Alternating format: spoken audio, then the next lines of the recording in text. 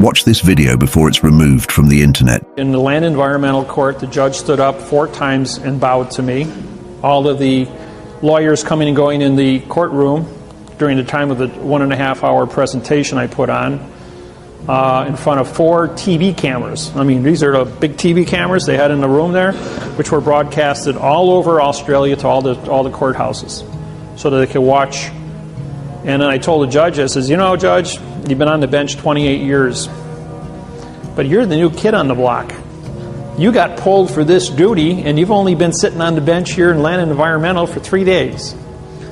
I says, and they set you up to come in front of me because they knew what I was going to do, and none of the other judges that were older than you wanted to get caught in my crosshairs. And I says, I'm the only judge in this court. I says that seal you got behind you is a good cartoon. I called it a cartoon. The judge turns around and looks at it and says, yeah, it's a cartoon. The first day I was in court with these people, underneath the seal of all the courts, they have a ribbon. The ribbon has words on it. Between the words, they have dots. Because it's a seal, a dot is used in 2 locations under syntax. On a seal, it's used as a prepositional phrase. On money, it's used as a prepositional phrase because of the restriction of space. So the dot between words, in other words, if I were to have a word here, if I put it here, it's called a period.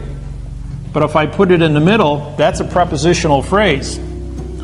So if I did this, and I said for the possession, this would be for the width of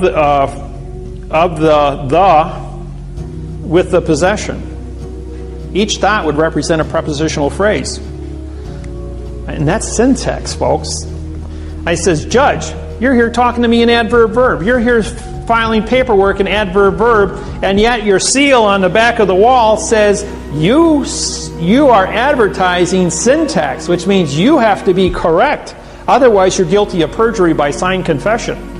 I says, and I handed you a correct parse syntax grammar lawsuit, and I am the only federal judge, and I held up my oath, in Australia.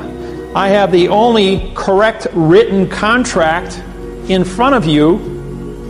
I says, so I have the flag, I have the oath, and I have the paperwork, and the paperwork is the court, and I signed a stamp. Where's your signed stamp?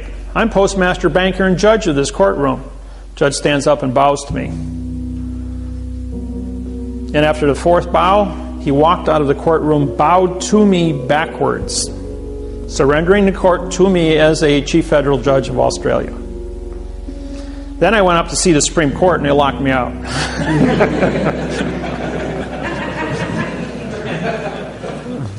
So they wouldn't even. And then 2 weeks ago, I was in Honolulu, Hawaii. I walked in the federal building, and the guard goes, "You're Judge David Wynn Miller." And I goes, "Yeah." He says, "I got a flyer on you." He says, "You're not allowed in the building."